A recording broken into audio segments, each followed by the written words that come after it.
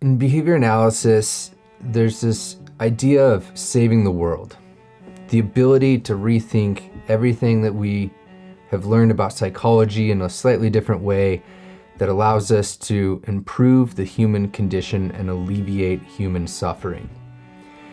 And I've been thinking about this a lot, specifically since I sat down at lunch, May 27th, watching the video of coverage of George Floyd and the absolutely fucking atrocious, horrible acts that were committed that the world has seen.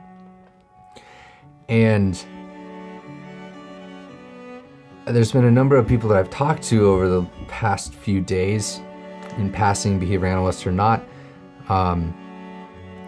that are asking, like, what do we do? What can we do about this? Like, how does behavior analysis potentially help solve issues like this? And what's crazy is I don't know. Like, a field that espouses that they can save the world and make it better, I don't know who to point to. I don't know what to read. I don't know what to look. Like, it's just there's clearly no solution from our science.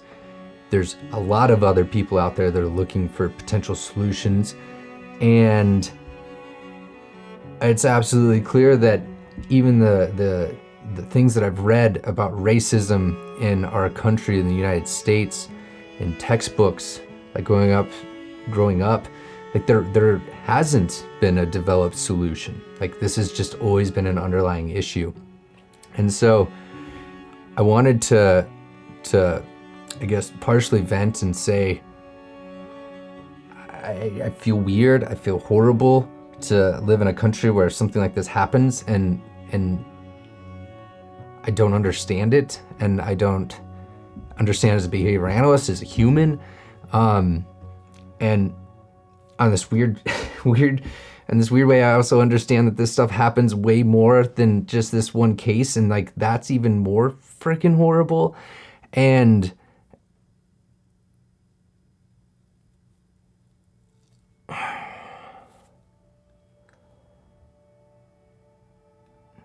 it extends beyond just racism. An article in Psychology Today, written by the fantastic Stephen C. Hayes, has a few things that I want to read and share with you real quick. It says, a few years ago, a team from my former lab members and I took measures of prejudice against African Americans, obese individuals, gay men, women, and people struggling with substance abuse.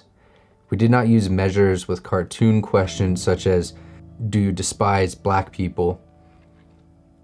People know how to give socially desirable answers to things like that, even to themselves. Instead, we use more modern measures to tap into contemporary forms of bias that are more subtle and more likely to be endorsed, such that discrimination no longer occurs or that minority group members are receiving or demanding undue benefits from society.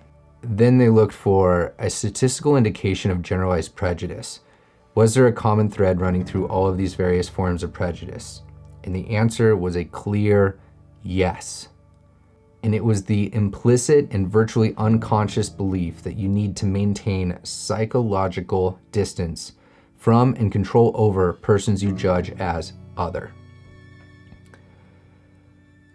So then it shifts into talking about perspective taking, the ability to behave or predict how others would behave if you were in their shoes.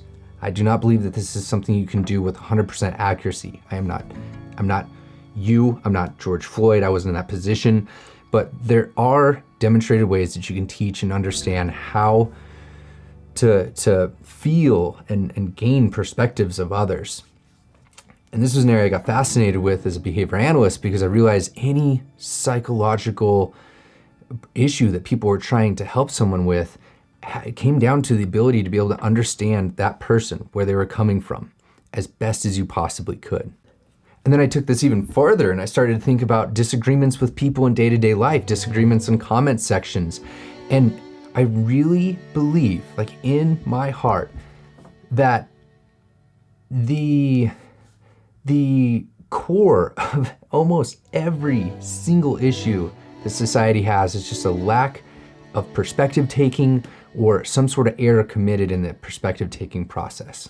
And so for some, that requires learning how to engage in perspective taking. This is what my thesis was on, and that was one thing. For others, it's being able to more correctly understand the situation of what's going on through different forms of questioning, asking, learning, sometimes shutting your mouth, whatever it is.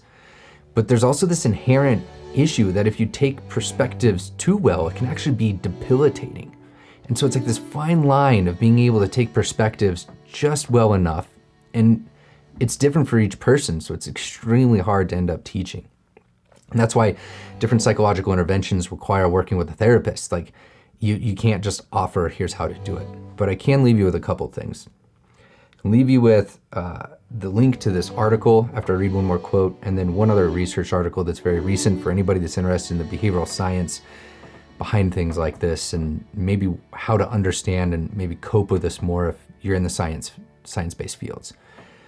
So Steve goes on here to write that if you want to change the psychological factors that keep racism and other forms of prejudice alive, you need to foster the ability to take the perspective of other people, to feel what it feels like to be them, and to not run away psychologically when it's hard. And admittedly, this is where the last few days I've been busy doing other work, but I've been also completely running away from the fact that there's just this horrible situation going on, and not physically, like I'm tuning in hours a day on Twitter and paying attention to what's going on, but I feel like I just need to keep getting away from it. And it's finding a balance. He says, yes, I know full well that racism is about many other things too, economic domination, social control, political control, and so on, but our inner world is part of the picture. And he says, I think life is asking us in this moment to take a knee and to feel the pain of others. It's asking us to take a knee with cap and to contribute. And while on that knee, think of what it felt like to have a knee on your neck, your hands in handcuffs behind your back, unable to breathe. I can't fucking imagine what that would be like to fucking feel.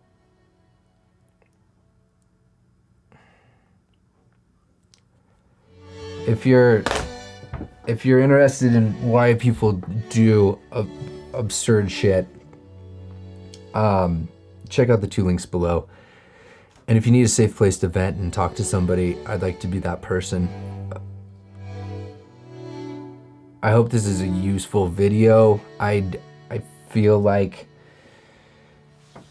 things like this that I find are things that subscribers like to find. But it's a topic that I clearly wanted to just empathize with and tread lightly around.